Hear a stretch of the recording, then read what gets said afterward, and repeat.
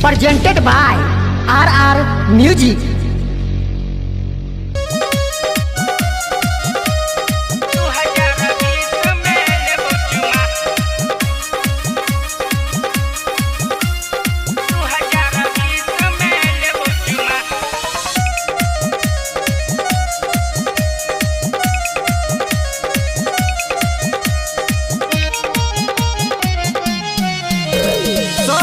सिंगार कक जान तू रही है मिले हम बन के करो बतई है।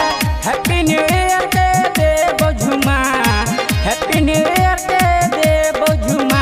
मधुबनी में है गई सकरी में तोरा देव घुमा, है गई 2020 में लेबो चुमा। दरभंगा में तोरा देव घुमा, है गई 2020 में लेबो चुमा।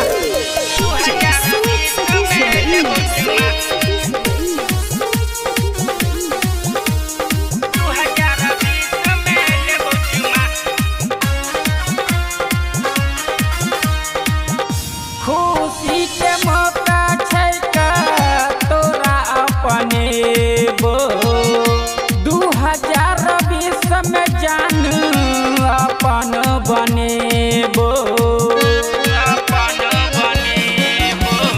खुशी के मौका छै का अपना बनेबो 2020 में जान अपन बनेबो।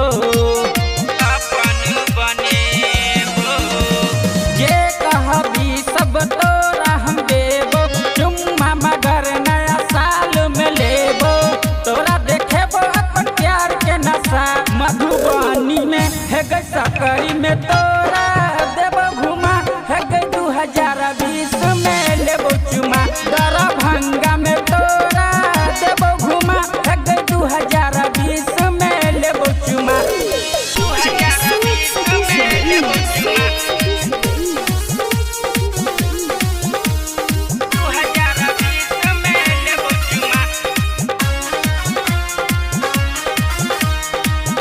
राइटर राजा के सपना सच कर गई है।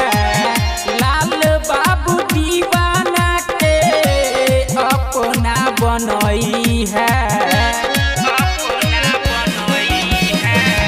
राइटर राजा के सपना सच कर गई है।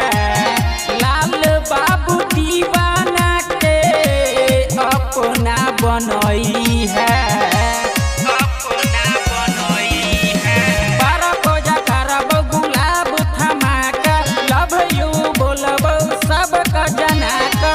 नया नया तोहफा देबो गेला बरकीला में है गई सकरी में तोरा देबो घुमा, है गई 2020 में लेबो चुमा। दरभंगा में तोरा देबो घुमा, है गई 2020 में लेबो चुमा।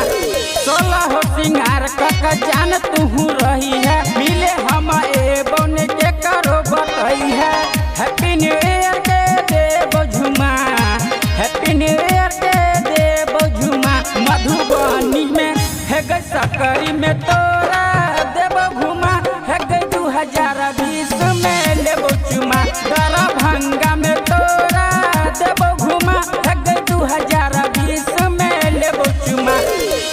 Recording by DD production house Sakri 97 084 45 722।